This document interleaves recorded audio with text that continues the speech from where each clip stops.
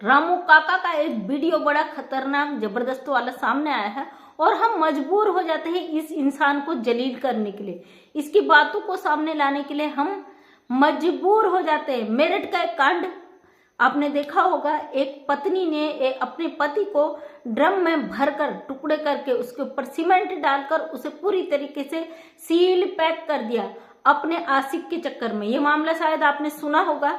उस केस में रामू काका कूद पड़े। रामू काका ने सोगन टीवी पे एक बयान दिया है कि ये महिलाएं अपने कानून का दुरुपयोग करते हुए, अपने रोते हुए, अपने उसका दुरुपयोग करते हुए अपने पतियों को मारने पे तुली हुई हैं। पति के लिए इन्होंने मांग उठाई है।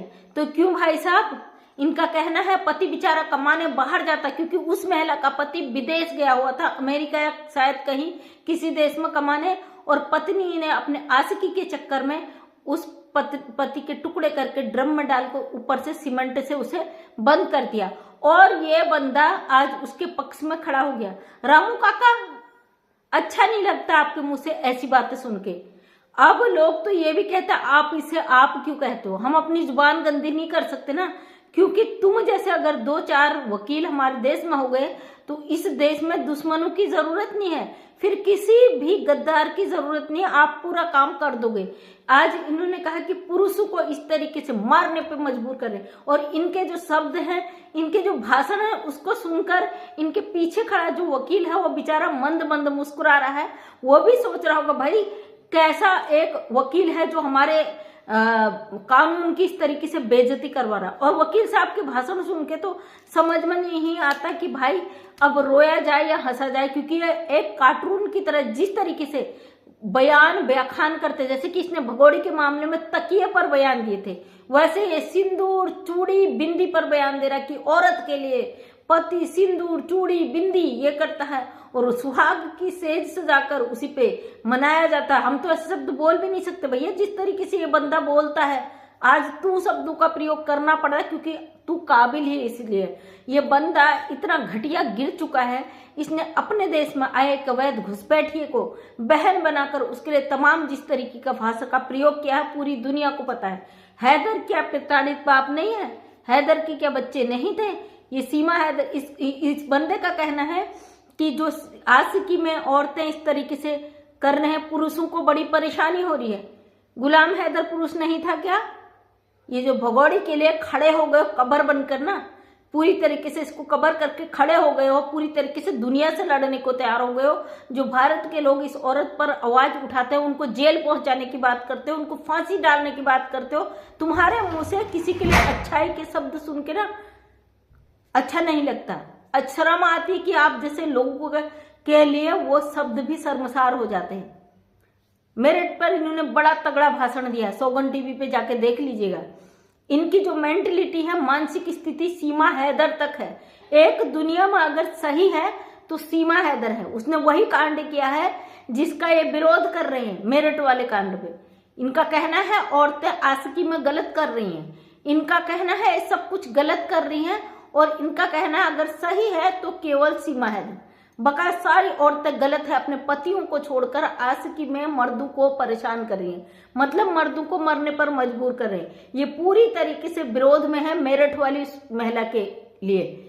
भाई जब आपकी बहन ने वही काम किया है तो और औरतों को आप कैसे गलत ठहरा सकते हैं? दोस्तों यही चीज मैं आपसे कहती थी, अगर यही इनकी बहन करेगी क्या ये उसे माफ करेंगे? बिल्कुल नहीं, क्योंकि निर्भया वाले मामले में इन्होंने उस बच्ची को जिसके साथ हुआ था गलत, उसी के खिलाफ जाकर उसके दोषियों को बचाने का काम किया था। वो बच्ची तो दुनिया से चली गई थी निर्भया, उसकी इज्जत को इन्होंने तार तार कर दिया था, तमाम उस पर लांछन खड़े कर दिए थे। ये वही बंदा है, और ये अगर ऐसे देश में वकील होने लगे ना फिर कानून का सत्यानाश हो जाएगा। इन्होंने जिस तरीके से आज भाषण दिए है ना, कसम से क्या ही कहा, इस बंदे को देखकर तो खून खौल उठता है वैसी पूरी दुनिया का। अब ये कहोगे भाई सुप्रीम कोर्ट के वकील को हम ऐसा कह रहे हैं, अभिव्यक्ति की आजादी, क्योंकि हम स्वतंत्र भारत में रहते हैं, अपनी बातों को रखने का अधिकार रखते हैं। आपके मुंह से इस तरीके के शब्द अच्छे नहीं लगते, शब्दों की आप परिभाषा बदल देते हो। समझ में नहीं आता उस घुसपैठिए से आपको इतना प्यार क्यों है जिसे आप दुश्मन देश कहते हो, उस देश की महिला को पूरी तरीके से प्रोटोकॉल देने का काम कर रहे हो, उसे यहाँ सुरक्षित कर रहे हो, उसके बच्चों को जज, कलेक्टर, बड़ा बड़ा अधिकारी बनाने की बात कर रहे हो। पहले नागरिकता तो दिला दो, उसके बच्चों के लिए आप मामा बन बैठे हो, उसके लिए पूरी तरीके से आपने मायका तैयार कर दिया, जो हमारे भारत में अवैध रूप से घुसकर आई है। और वहीं पर अगर आपके भारत में कुछ औरतें ऐसा कर लेती है तो उसके खिलाफ खड़े हो जाते हो। अरे इनका कहना है कि ऐसी औरतें पुरुष को मार रही हैं, जीने मरने पे मजबूर कर रही हैं, उनको तिल तिल मार रही हैं। आप तो जिंदा लोगों को भी तिल तिल मारते हो। गुलाम हैदर के जिंदा है, उसके 4 जिगर के टुकड़े उठवा दिए आपने, उसकी बीवी को, उसका घर बिकवा के यहाँ बैठी है, उसको बड़ा बढ़ावा दे रहे हो। सीमा हैदर के कारनामे दिख रहे हैं ना तुम्हारे आंखों के सामने में। ये औरत बच्चा पैदा करने का ढोंग कर रही, जो कि बिल्कुल नहीं है, सच नहीं, हम जानते हैं, लेकिन उस झूठ को सच बनाने का काम तुमने किया है। अपने ही देश में बैठकर अपने दुश्मन देश की महिला को यहाँ पे प्रोटोकॉल दे रहे हो। अब उसके खिलाफ जा रहे हो, जो एक कानूनी तरीके से केस लड़ रहे हैं हैदर के वकील, उसको आतंकवादी बोल रहे हो। लेकिन तुम क्या हो ये तुम्हें खुद भी पता नहीं है। इस क्या कहूँ यार, इस बंदे की ना फितरत देख के मुझे बड़ा ताज्जुब हुआ। आज मैंने एक बहन का लाइव देखा, वो लाइव में चीजें रख रही थी कि वहां पे इस बंदे ने एक बाइट दी है, तो जाके वहां पे देखा तो इसके भाषण सुन के वैसे ही खोपड़ा घूम गया। देखना पसंद नहीं करते हम तुम्हें निर्भया वाले मामले के बाद, लेकिन हाईलाइट होने के चक्कर में किसी भी हद तक जाओगे, ये पूरी दुनिया को पता है। भगवान जाने क्या होगा भैया ऊपर जाके ना। खैर स्वर्ग में तो ऐसे लोगों के लिए जगह होती नहीं है, नरक में भी जाओगे तो वहां जो राक्षस टाइप के लोग जो क्रूर होते हैं वो होंगे, वहां पे उनकी आत्माएं होंगी, वो भी लात मार के फेंकेंगी, कहेंगी भाई कौन से राक्षस से पल्ला पड़ गया, वहां भी जगह नहीं मिलेगी।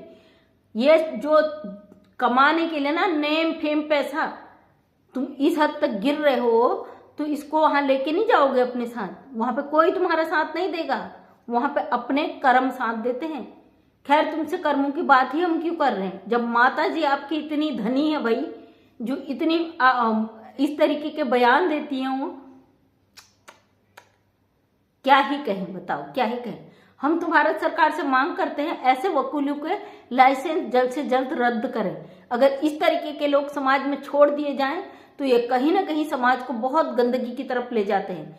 इनका जो झुंड है वो एक भगोड़ी, एक देशद्रोही महिला जो दुश्मन देश से आई है उसको बचाने का काम कर रही है। वहीं पे एक कानूनी तरीके से फाइट कर रहे हैं हमारे देश में बैठे मोमिन मलिक सर, उन पर तमाम ये लांछन लगा रहे हैं, उन पर उंगलियां उठा रहे हैं। इन्होंने एक ऐसा ग्रुप बनाकर बैठा दिया है जो मोमिन मलिक को गिराने का काम कर रहे हैं। फिलहाल ऐसे लोगों को हम ना तो देखते हैं, ना इनकी बातों से हमें फर्क पड़ता है, क्योंकि गंदगी का जवाब हम गंदगी से नहीं देना चाहते।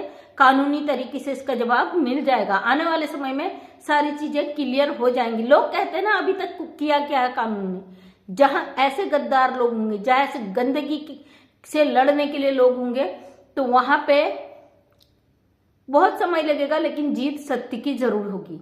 इस तरीके के लोग केवल रुकावटें पैदा कर सकते हैं, ये काम कामयाब नहीं हो सकते, क्योंकि निर्भया वाले मामले में भी बहुत कोशिश की गई थी।